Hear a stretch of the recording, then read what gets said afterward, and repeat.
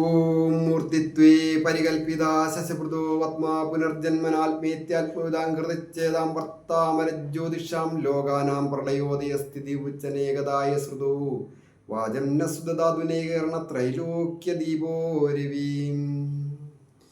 ജ്യോതിഷ പന്തിയിലേക്ക് എല്ലാ പ്രേക്ഷകർക്കും സ്വാഗതം. ഇന്ന് വിചിന്തനം ചെയ്യുന്നത് 2025 മാർച്ച് മാസ ഫലം. അത് വൃശ്ചികം രാശിക്കാരായിരിക്കുന്ന വിശാഖത്തിന്റെ 4-ാം പാദവും അനിഴവും കേട്ടയും അടങ്ങുന്ന നക്ഷത്രക്കാരുടെ ഫലമാണ് പറയുന്നത്. ഞാൻ ഹരികുമാർ, ദേവി ജ്യോതിഷാലയം, കാവുംപടി, മണർകാട്, കോട്ടയം. ഈ ചാനൽ പേര് നക്ഷത്രവും ചേർത്ത് കമന്റ് ചെയ്യുകയും സബ്സ്ക്രൈബ് ചെയ്യുകയും ചെയ്യണമെന്ന് അഭ്യർത്ഥിക്കുന്നു. അതുപോലെ തന്നെ ജ്യോതിഷ കാര്യങ്ങൾക്ക് നേരിട്ട് വരികയോ ഫോൺ വിളിച്ച് ചോദിക്കുന്നതിനും അവസരമുണ്ടായിരിക്കുന്നതാണ്. വിവാഹ തടസ്സമായാലും ജോലി തടസ്സമായാലും കടം വന്നു ചേർന്ന കാര്യങ്ങളെക്കുറിച്ചായാലും വസ്തു വാങ്ങുന്നതോ ഗൃഹം നിർമ്മിക്കുന്നതിനോ ഒക്കെയുള്ള തടസ്സങ്ങളൊക്കെ നോക്കുന്നതിന് അവസരമുണ്ടായി. വൃശ്ചികം രാശിക്കാരായിരിക്കുന്ന വിശാഖത്തിന്റെ 4-ാം പാദവും അനിഴവും കേട്ടയും അടങ്ങുന്ന നക്ഷത്രക്കാർക്ക് ഈ മാർച്ച് മാസം വളരെയധികം നേട്ടങ്ങൾ വന്നു ചേരുന്ന ഒരു മാസമാണ്. അതായത് സർവേശ്വരകാരകനായ ആ വ്യാഴം നിവൃത്തി സ്ഥാനത്ത് നിൽക്കുന്നു. അപ്പോൾ ദൈവാധീനമുണ്ട്, ഭാഗ്യവുമുണ്ട്. ആരോഗ്യം പൊതുവെ തൃപ്തികരമായിരിക്കും.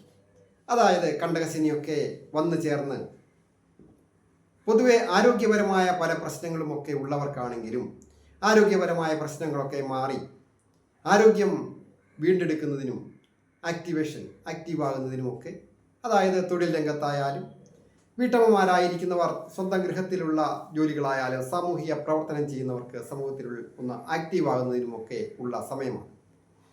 2.5 വർഷമായിട്ട് ചെയ്യുന്ന കാര്യങ്ങൾക്കൊക്കെ തടസ്സവും അലസതയും മന്ദതയും നഷ്ടങ്ങളും വന്നു ചേർന്ന് പലതരത്തിൽ കഷ്ടതകൾ അനുഭവിച്ചിരിക്കുന്ന ഈ വൃശ്ചികം രാശിക്കാരായിരിക്കുന്ന വിശാഖത്തിന്റെ 4-ാം പാദവും അനിഴവും കേട്ടയും അടങ്ങുന്ന നക്ഷത്രക്കാർക്ക് അഭിവൃദ്ധിയുടെ ഒരു ആരംഭം കുറിക്കുന്ന ഒരു മാസമാണ്. പുതിയ സംരംഭങ്ങൾ ആരംഭിക്കുന്നതിനും പുതിയ ജോലിയിൽ പ്രവേശിക്കുന്നതിനും സാമ്പത്തിക അഭിവൃദ്ധി വന്നു ചേരുന്നതിനും ഒക്കെ ഒരു വിജയമുള്ള സമയം.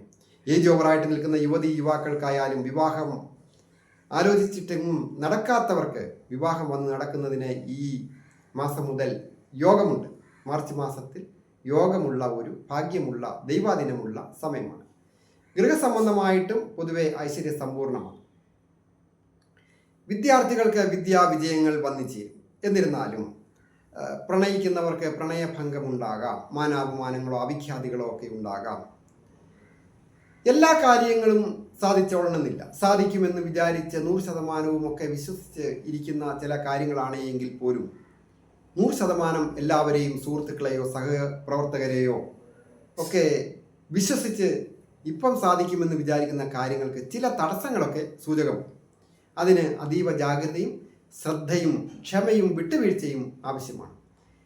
ധനം ചിലവാക്കുന്നതിൽ വളരെ ജാഗ്രത വേണം. അധിക ചെലവുകളും പാഴ്ചെലവുകളും ഒഴിവാക്കുവാനായിട്ട് പരമാവധി ശ്രദ്ധിക്കണം.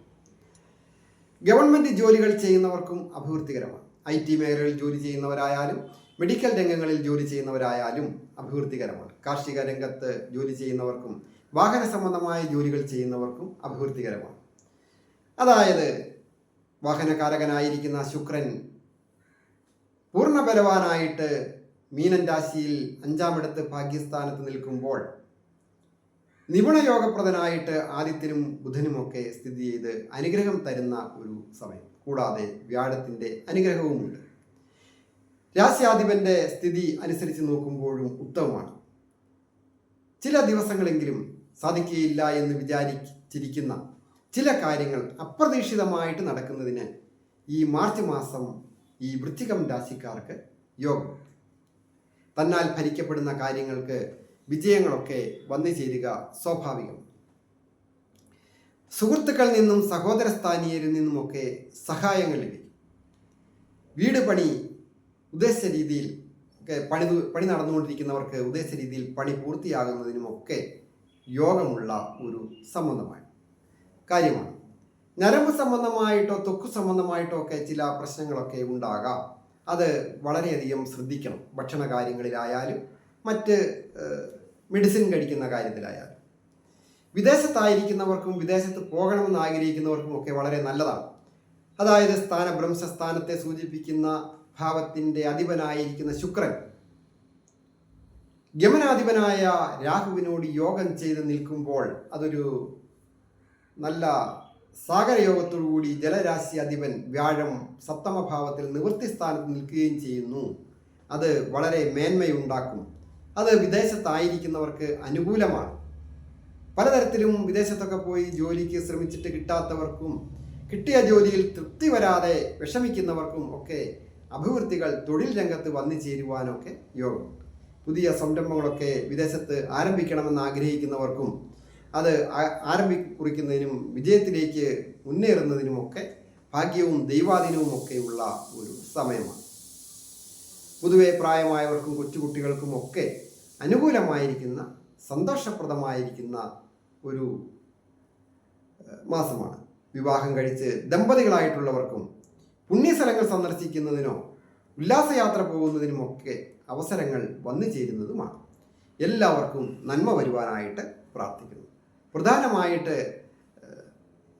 ദേവീക്ഷേത്ര ദർശനം നടത്തി പ്രാർത്ഥിക്കുന്നതും ശ്രീകൃഷ്ണ ഭഗവാന് ഭാഗ്യ സൂക്ത പുഷ്പാഞ്ജലി ചെയ്യുന്നതുമൊക്കെ ശ്രേയസ്സും അഭിവൃദ്ധികളും വന്നു ചേരും.